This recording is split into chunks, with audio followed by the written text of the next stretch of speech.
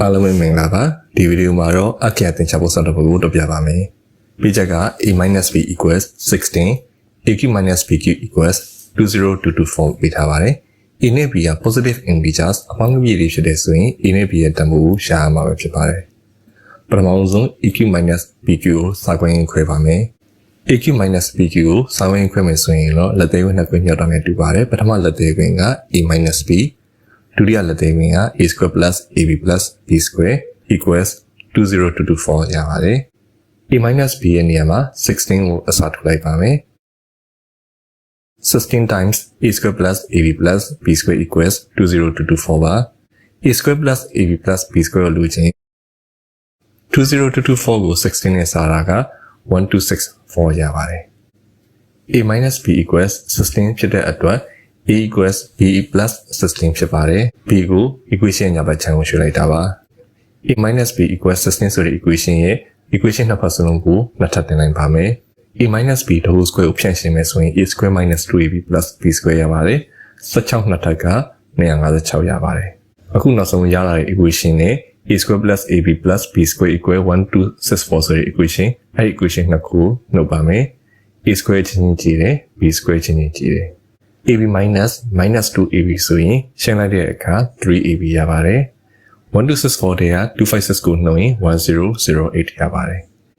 ab ကိုလိုချင်3နဲ့သွားစားပါတယ်စားလိုက်တဲ့အခါအဖြေက336ရပါတယ် ab equal to 336ဆိုတဲ့ equation ရဲ့ a နေရာမှာ b plus 16ကိုအစားသွင်းပါမယ် b ကိုလက်သေးခွင်းထဲမှာရှိတဲ့ gain တစ်ခုစီနဲ့မြှောက်တဲ့အခါမှာ b square plus 16b 336ကို equation ရဲ့ဘယ်ဘက်ချမ်းရွှေ့လိုက်တဲ့အခါ minus 336 equals 0ဆိုပြီးရပါတယ်အခုနောက်ဆုံးရလာတဲ့ equation ကို quadratic formula တွေကိုထည့်ပြီးတော့အစားထိုးမယ်ဆိုရင်တော့ b ရဲ့တန်ဖိုးကိုရပါမယ်ဒါကြောင့်မလို့ b equals quadratic formula ထဲမှာ a ရဲ့တန်ဖိုးကတော့နှစ်ထပ်ကိန်းရဲ့မျက်ပုံကိန်းပဲဖြစ်ပါတယ်ဒီနေရာမှာက1ပါ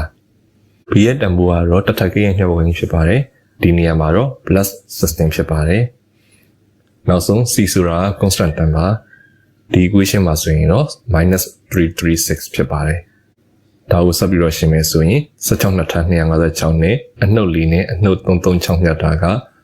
အပေါင်း1344ရပါတယ်256နဲ့1344ပေါင်းတဲ့အခါမှာဆိုရင်1600ရပါတယ်1600ကို square root ရှာတဲ့အခါမှာဆိုရင်တော့40ရပါတယ်40နှစ်ထပ်က1600ပါ b ရဲ့တန်ဖိုးကနှစ်ခုရနိုင်ပါတယ် b equals to